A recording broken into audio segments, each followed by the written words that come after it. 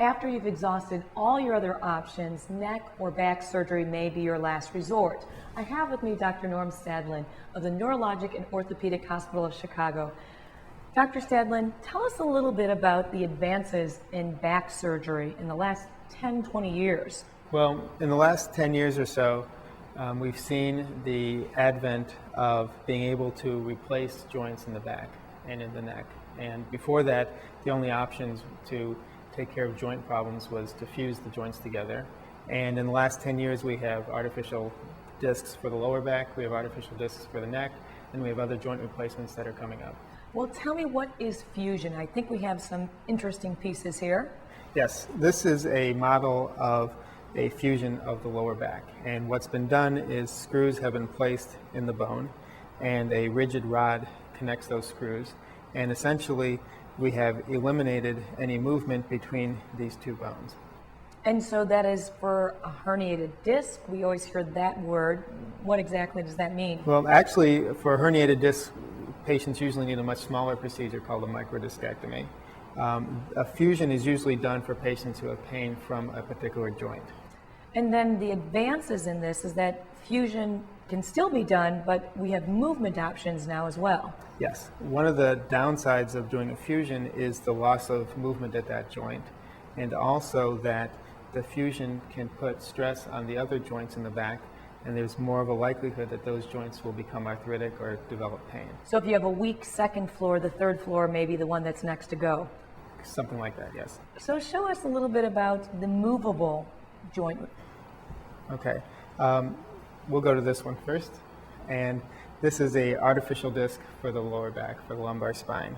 And here, what you can see is that there's a lot of movement there. And so for a patient who is having a lot of pain from a disc, instead of just fusing that joint so it doesn't move, we can just take that disc out and put a moving mechanical disc in. And I think what's really interesting when I look at the model here is that there's no screws. This kind of just sets in between the vertebrae. Yes, there are ligaments, which are kind of like rubber bands that hold your bones together.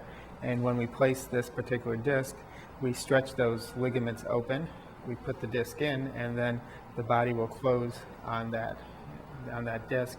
And really, it's a very nice and stable construct. And for these types of surgeries, how many days are you particularly spending off your feet? Well, patients can generally be up and around the day after surgery. So we try to encourage all the patients to be as active as possible as soon as possible. Well, besides lower back, there's also cervical or neck pain. And what are the advancements there? In the neck, what we have recently, that's been recently approved, is a artificial disc for the neck.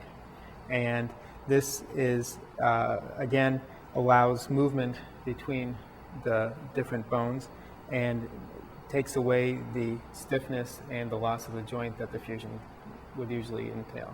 Well, it's very interesting because, again, it's kind of slide and round and still keeps the integrity and spacing between each vertebrae. That's correct.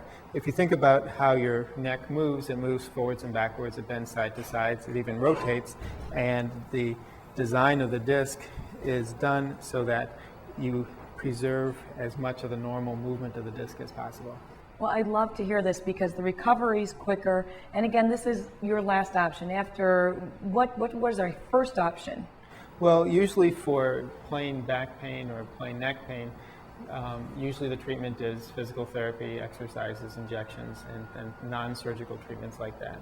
And I love how you told me earlier about you first see a physiatrist to check what the pain is and manage it, and then you come to the orthopedic for last resort of surgery. Well, physiatrists are trained, especially in our group, in non-surgical management of pain problems. For some pain problems, actually, surgery is a very good first resort, but most of the time, pain problems in the back of the neck can be taken care of without surgery. Well, these advancements are just incredible. This is Dr. Norm Stadlin from the Neurologic and Orthopedic Hospital of Chicago, and I just think this is so interesting and exciting, and it's going to keep us all moving a lot longer. Absolutely.